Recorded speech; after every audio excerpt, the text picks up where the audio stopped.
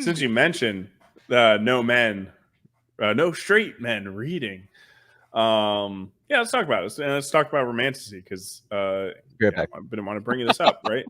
I think like Romantacy covers about like 80% or of like readers right now. Is that right? Something like that. I might have that stat completely off, but it's something insane, right? And look, and this goes a little bit into the other topics because women read their porn.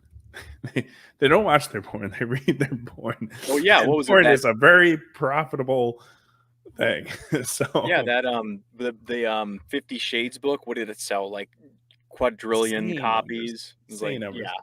Well, I wish Kahuna was here because we talked. You know, we and both you have like these people sitting at like the pool, sitting there just reading it on their chair. I'm like, it's like they're not reading what they're reading. I'm like, really? You don't read that in like privacy or something? All right. It's all right. Well, I mean, I will say, like, generally speaking, you always see women like reading more in public or something like that on a train or something like that than you would a man. But again, you know, in John's video, like he brought this up. There's not really, the publishing companies are failing us. They're not pushing books that are targeted for men. I think that is a big part of it. I think if there was a big push, a big advertising push for like men-oriented books, or you know, if that men being the target audience of that book, like I feel like we'd have an uptick of men reading. But yeah, I think if the only thing that's like really advertised for books or even suggested by people is just smut. Yeah, the advertising is the huge part because I mean, we can go to there's a whole bunch of different routes we can go to here. You can start with the agents, like that anybody can look up on X right now. Just type in, what is it called? There's a special term for it, but agents have like a wish list, a things I'm looking for list. And you can just like type in the hashtag, go down the line and see everything that they're promoting, right? And these are the people that they hire. And so everything else is suppressed. You know what I mean? And that includes like on Amazon too. Like, there's a reason they ask you a bunch of questions, and like they could even just suppress genres. You know what I mean? Because like if an already popular person, like a huge YouTuber, for example, is selling the books, or if somebody else who, like, for example, it's like their secondary gig, like they're a CEO or like an actual legit business owner, and they decide to write a book on the side. Of course, these types of people are going to get like unlimited promotion, essentially. Yeah. But it's like, yeah, I digress. But it's like the little guy like us, we type in our little genre. And even if we're promoting our asses off, there's just a certain level of it that's probably just doesn't get pushed to the surface or whatever. Yeah. Now, okay, the article is why straight men don't read novels. If I'm reading a nonfiction book, is it not considered a novel? Because that's the big. It is not. Wait. Ask the question again. Sorry. Okay. I don't know how many words make a novel. 180 pages or what, but 60,000 words or whatever the metric is. So like 60,000 words. Okay. So if I'm reading a novel and this novel is nonfiction, is it still a novel or is it something else at that point? Oh, nonfiction? Yeah. Because that's the big gap here. I don't really know. Yeah, I guess we do probably see men reading a lot of like self-help books and stuff like that. I only read various nonfiction for basically once I got out of school where they required us to read fiction, I stopped and just read nonfiction on whatever topics I was interested in. But to me, I'm like, that's still a book, damn it. That still counts. And the article is why men don't read. I'm like, we read constantly. We're just not reading fiction. Now, I think John did a great job explaining why fiction isn't as read as frequently, but I think, I don't know, at least for me, I'm into fiction again. But. We're talking Iron Age stuff, right? So I mean, for us, it's like. Well, we do have an Iron Age nonfiction author here amongst us, I believe, right? Ooh. And Brian McCoppin with his. Oh yeah, but that's not. It's not any book he promotes. From hell, was it? He doesn't need to. That's the thing. So many men are buying it. He doesn't need to promote it. I'm going to buy it soon. I know. I am curious. I'm like, why is it the bestseller? Do I need to learn about? They're clearly all gay men. They're clearly all gay. Yeah, that's based on this. And the thing is, too, is it just brilliant writing on the part of this author to be like, this is going to be clickbait, and and throw it out there, and now we're taking it. Or no, I think there's a little truth behind the statement. But like I said, it's the failure of the publishing company, and I think they like. I remember John mentioning that the Fourth Wing was brought up as the example of what is being read, and yeah, that's a targeted to women. Like that's not targeted to any guy at all, and it's half with smut. Yeah. I think I'm willing to bet that there's actually, and don't get me wrong, this is conjecture here, but I have a hunch that most guys actually don't really care about the sex scenes. Most guys, you know what I mean? Because I haven't. Age matters a lot there. I think if you're a young man, you're like, yeah, I want it. But I think once you get I don't think young guys care about sex scenes in books, though. I think in a movie or something like that. Like I just think men in general don't give a shit about sex scenes in books. I've never read a sex scene in a book, to my knowledge. I've never seen it. I imagine how it must be to describe, and I'm like, this just it comes like. From what I've heard of the industry, it's like that you're almost always recommended to write some kind of smut into your story to capture that audience. And it's not even like so I've read Fourth Wing. It's not even like there's that much smut in it. It's like the sex gets mentioned a few times, like randomly, and then there's like one, maybe two sex scenes, and that's it. And it's a pretty decently chunky book. Send a copy of Fourth Wing to Justin. Yes. It's what was it? Wrath of Dragons. That was a book that I read out of a recommendation from Daniel Green. And I was not digging that book at all. And then like after all this, there's just this random sex scene that's described, and he's just very detailed. And just felt like oh, people put sex scenes in the book, so I'm going to put one too. And it's just like, what am I reading? Yeah, what is so awkward? You mentioned Song of Ice and Fire. The sex scene's written in that. Like how awkward it is. You know, a lot of that is Roy Dutrice reading it.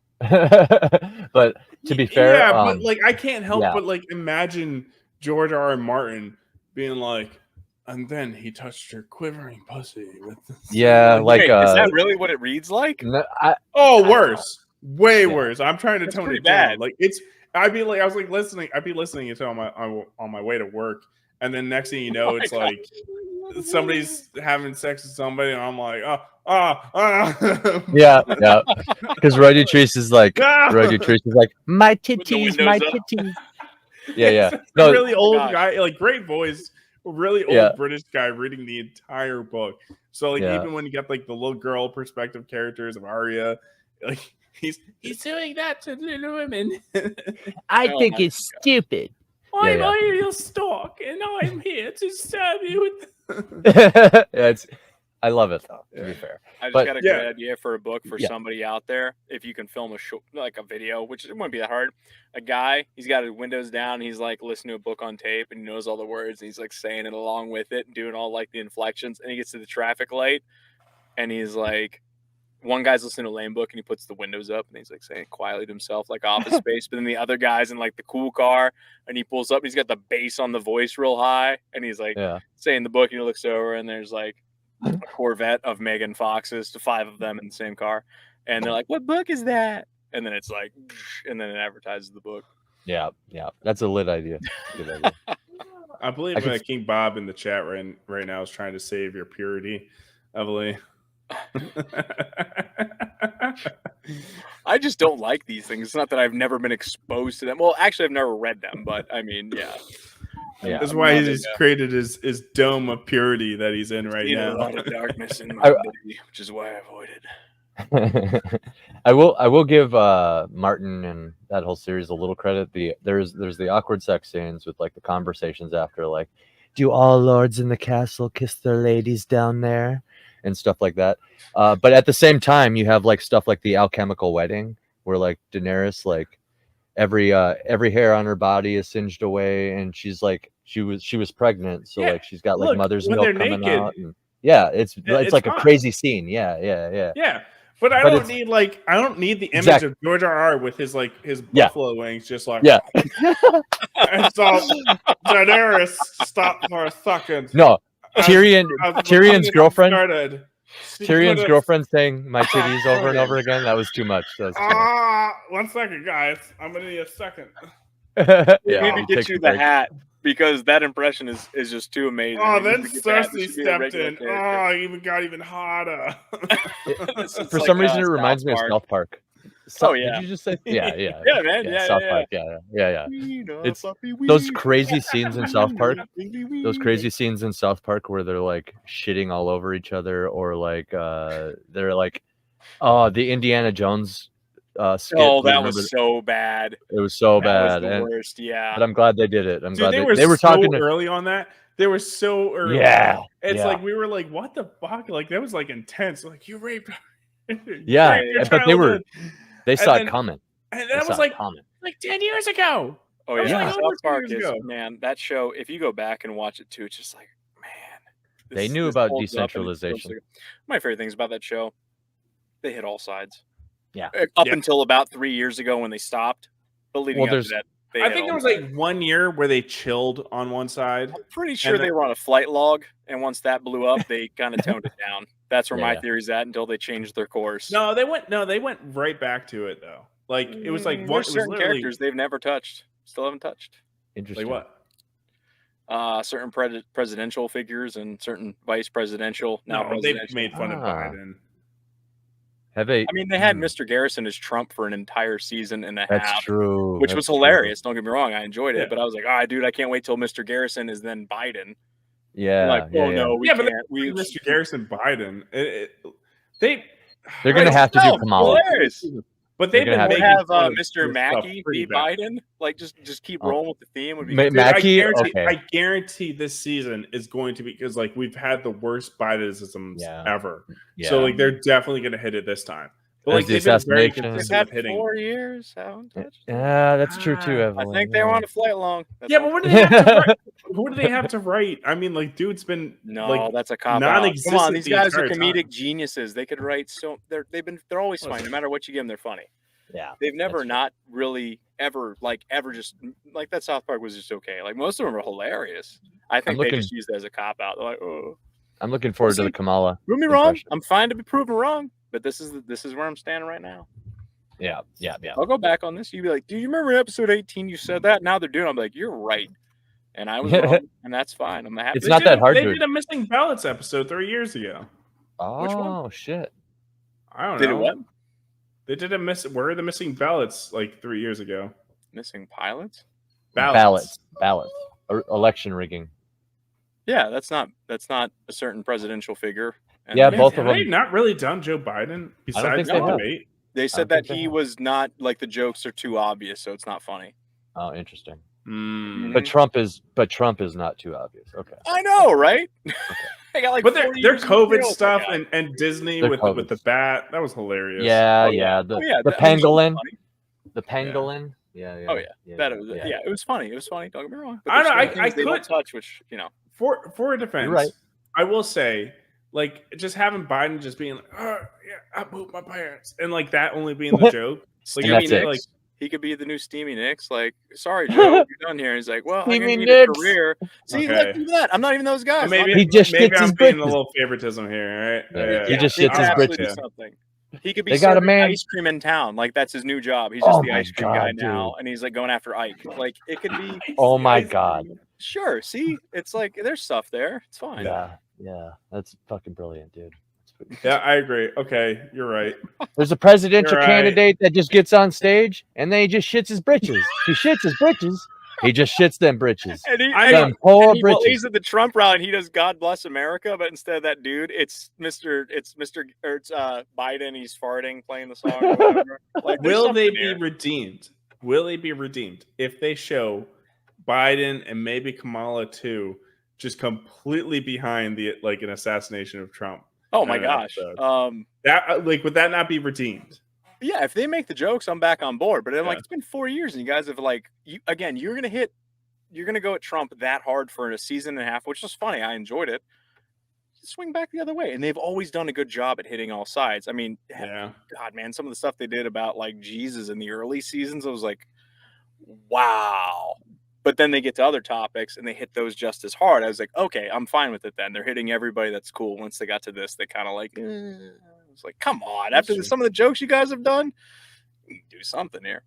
That's So yeah, I very would love good. for them to come back around. The show's still funny. If you go back and watch the old episodes, I was watching a couple weeks ago, and it was like I woke up in the middle of the night and they had Kanye West, that episode where he was Anyways. with Wait, we lost our boy.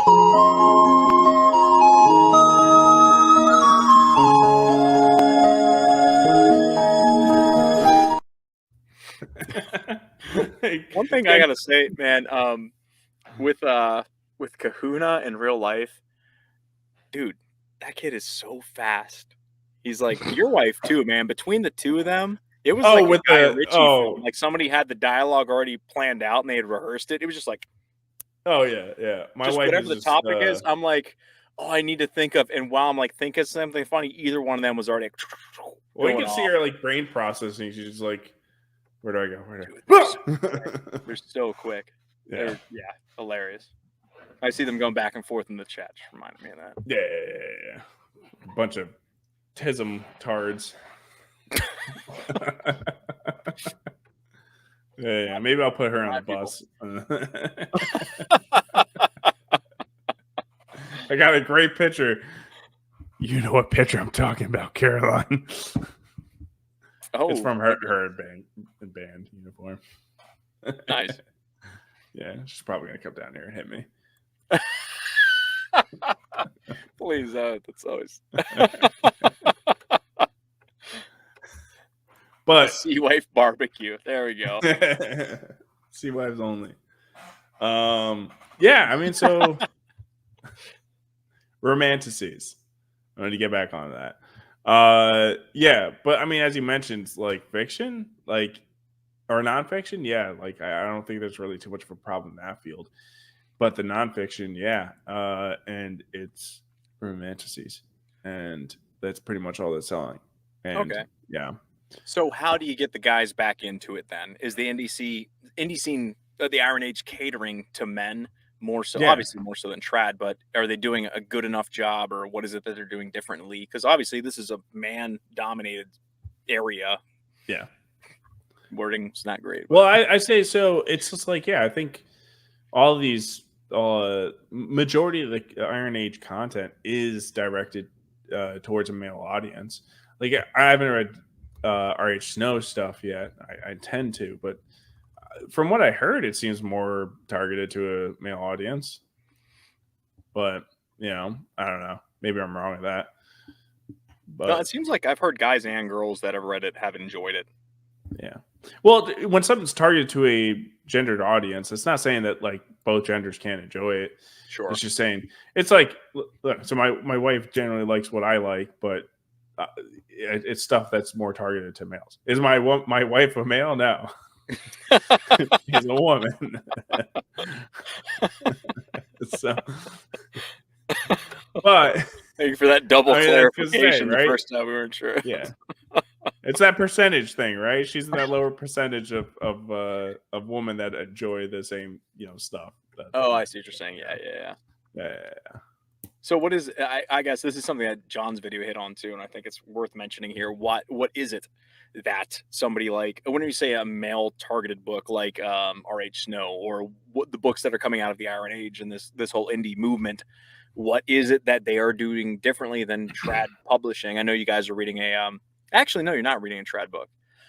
But what is it that this scene is doing differently that's getting guys to be like, hey, I'm going to read nonfiction for the first time in 20-something years? It's because all the publishing company is supposed to do is push this stuff out to the audiences, right? And then the audiences will naturally grab onto what's there. And it's like that's why it's really good to refer to these things as streams, right? Mainstream, right? So it's like, yeah, like if you got a big stream, we're gonna go in there and kind of pick out the fish, right?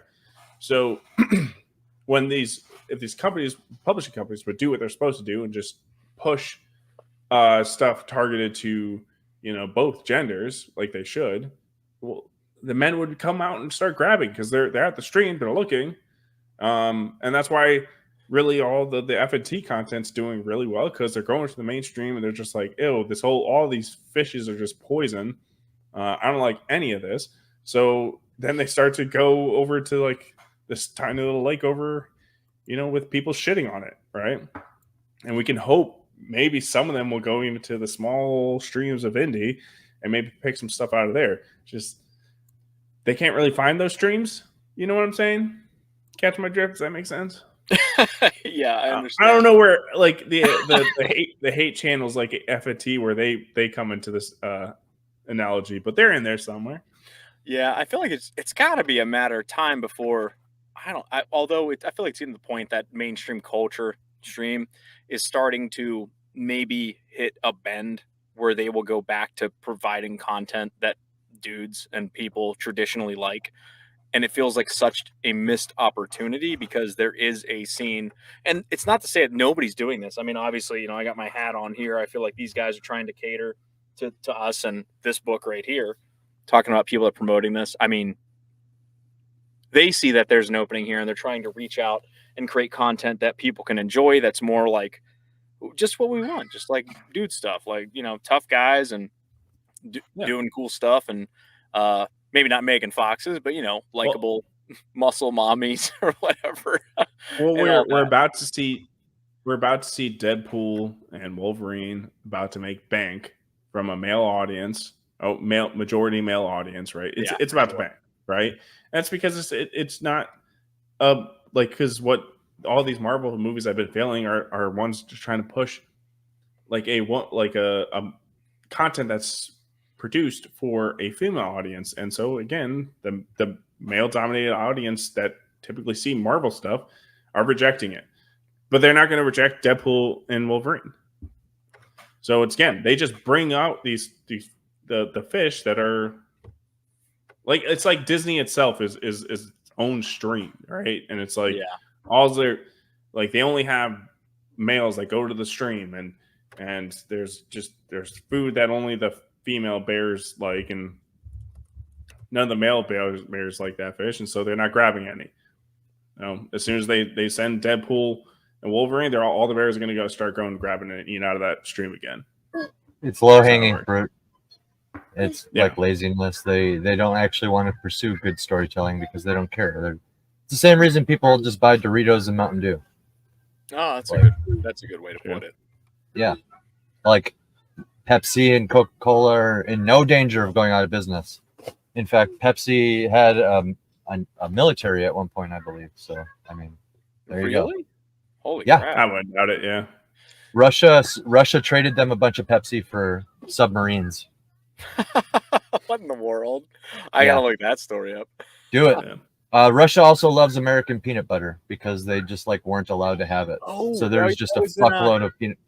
Yeah. That was in Stranger Things. Yeah, that was like a story, a plot point. Oh yeah, there you go. Yeah. In the fourth season of that. You just watched a clip from the Iron Seas podcast. Make sure to like this, subscribe. It helps us out a little bit. And please catch the show live at 9:30 Eastern every Tuesday.